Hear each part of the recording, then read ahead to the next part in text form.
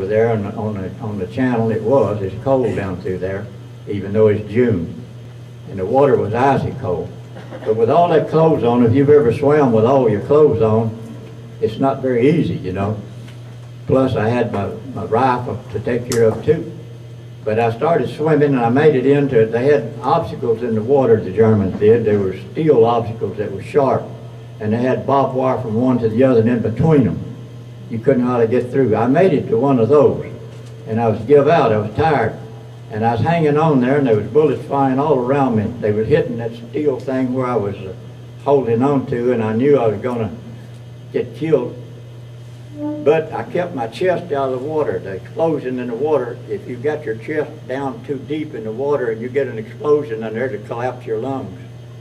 If you've ever been swimming and take a rock and punch them together underneath while you're underwater, do you ever do that and hear how loud it is? The sound carries underwater. So I learned to do that. I hung on for a while, but I couldn't get through the barbed wire. I got to feel it down under the water there, and the barbed wire wasn't down under the water, it was up. So I dived down and went under that and hit the beach and hit it crawling. My clothes were so heavy where they got wet and all of that, I couldn't hardly stand up, let alone, but I started crawling and I made it up the beach. There was bodies laying everywhere. The sand was bloody. My clothes was bloody. And there was a guy running around and he kept pointing like this, soldiers. And he would run up to you and point like this. He didn't have any mouth from here to here. It was blowed completely off. I seen guys walking around holding their intestines. They had what they called, we called them, they were mines. And they had little prongs on them. They'd put them down in the dirt like that. These little prongs stuck up like that. If you touch one of those with your foot or your leg, bouncing betties is what we called them. They would jump up about waist high and then they would go off. When they did, that would take your intestines out. You see that? I'll tell you this is odd. We had battleships, as I was telling you, firing over our head. Now those battleships, they got those big guns on it. If the boat is anything is close out to where they're shooting, it'll sink a boat, the concussion will. It'll even back the battleship as big as they are up when they fired those guns. You could see the projectile going through the air. It's that big, and where they'd hit, they'd make a thing half big as this room, a hole in the ground. They had blown a cow. The French had cows that were like our Holsteins, black and white, only they were larger cows than ours, in a tree, hanging in a tree, where that battleship shell had hit and blew her right in the tree. Now the tree was half blown like this, slanting, but she was laying up in there dead, in a tree. That's some of the things you see. The ground where the explosions had hit, when you walk, was like walking on mulch. You know what mulch is. If you put mulch down about a foot thick or something like that, walk on it, that's the way the ground was. No grass, there was no nothing there. With all the shells going over our head from our ships and planes and everything else, and bombing and strafing, then the Germans firing back over our heads the same way. You can imagine what we was in. But I thought that day I wasn't with anybody that I knew. The guys that went in on the ship wasn't with me. I was just by myself. And dark came, and I found a German foxhole. And I got in that foxhole. And I'll never forget it, there was a German boot laying there. I don't know whether he got killed or whether he run off and left his boot or what. But I got in that foxhole, and it got pitch dark. And the fire was coming in from the Germans, and flares going up in the air, and they were really shelling us hard. I didn't know what in the heck to do. I got in that foxhole, and I humped down. I took my rifle with a bayonet on the end of it and put it in between my legs, sticking up like that in case a German jumped in the hole on top of me, he'd jump on the bayonet. That's all I knew to do. That night, of course, there was no such thing as sleep. I laid there all night and I got crazy things running through my head. I got to thinking, has this invasion failed?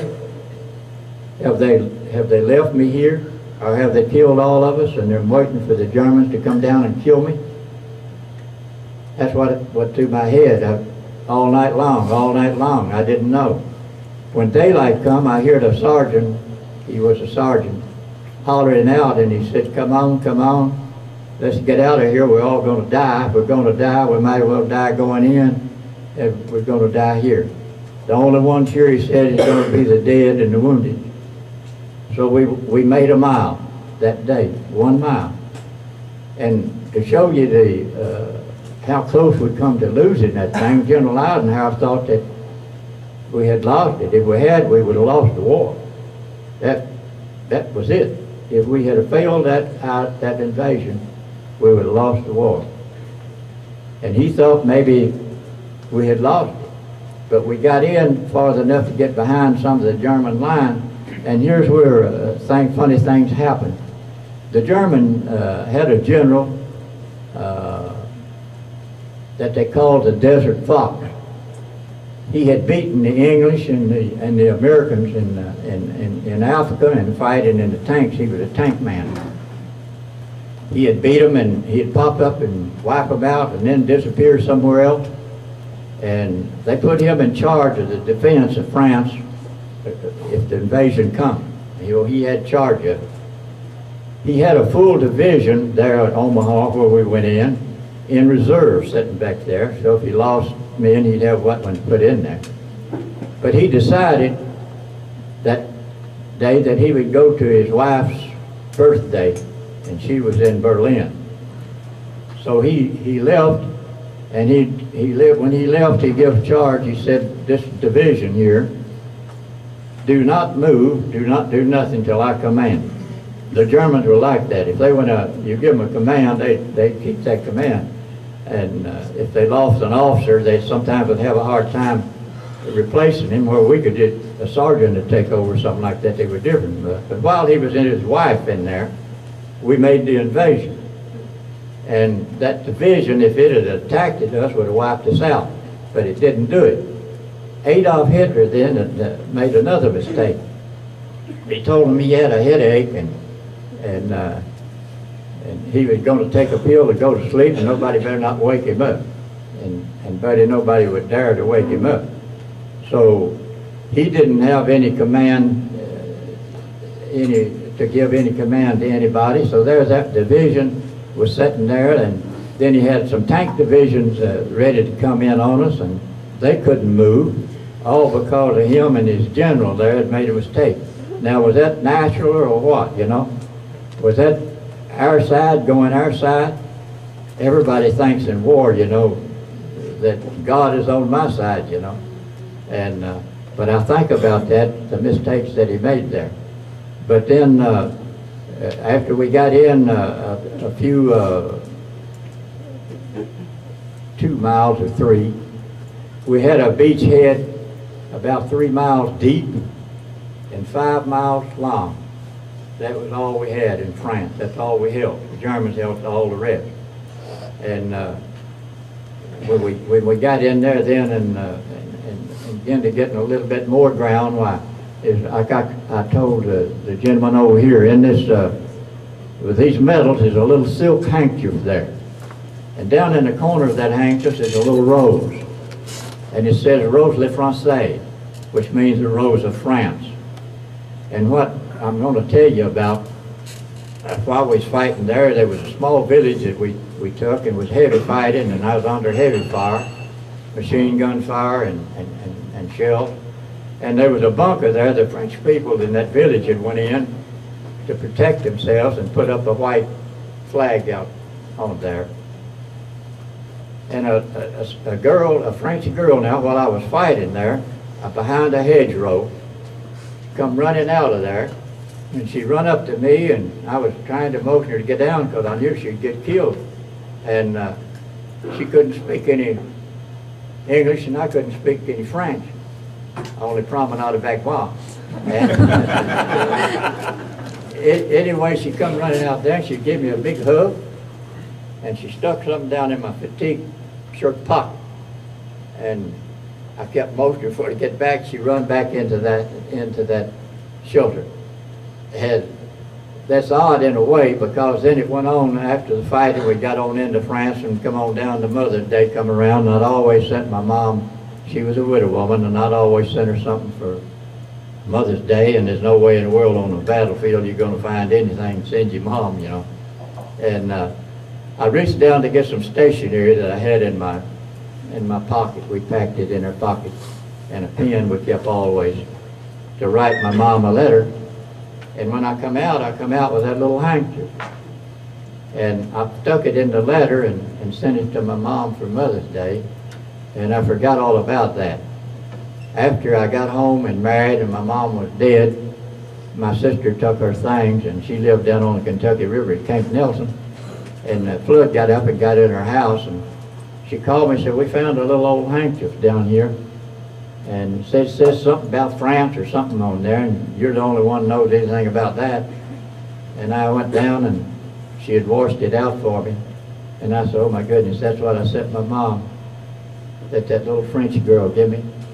And it's in there, you might take a look at it, that's it right there. And that was in 1944. I went back to France in 99 to visit some of the battlefields where I'd fought. And in St. Lo, France, I had fought in St. Lo, and there was a big church there. I never will forget that. We were dug in, and we could look down on St. Lo, and there was a beautiful church there. And that meant something to us, you know. We wasn't far on churches, things like that. But I thought that was so pretty and so peaceful to be in a war zone. And we had to attack, and they told us we had to take that before General Patton was to come in with tanks, where he could use tanks. And I went back there. I had to fire. They was firing at us from that church on the second floor. I had a BAR, a Brown automatic rifle, and my squad leader put me behind a little bunker down here and told me to fire at that window where that fire was coming from. And I did that. I went back in 1999, that same place, and I asked them if the French there, if they could take me up on the second floor. And they took me up there, and the guy said, outside the window there you can see the marks where the bullets hit. I said, I remember very well, I put them there. But that's odd in a way. After all of that time, I went back to I wanted to find a little girl to give me the handkerchief, but that was in a different village on the tour that I took, and I didn't go. I couldn't. I asked people around, but they didn't know anything about it. I would like to have found her. But in '99, when I went back there after we'd fought through there, the mayor of that St. Lo told me that if I would come to France, he said, we'll make you a French citizen and we'll take care of you the rest of your life. That's what he told me. But anyway, I'll go a little bit farther now and skip into this. After we got into France pretty good there, the picture of me is there, I think I'm 19 there, that's made in Nancy, France, Nancy. And that we had fought real hard there to capture that town. And I met a girl there. She spoke French, English, and after we drove the Germans out, and she said, is there anybody in the soldiers there from Kentucky? And I said, yeah, I'm from Kentucky. And she come start talking to me. She was from Lexington, Kentucky. And what had happened to her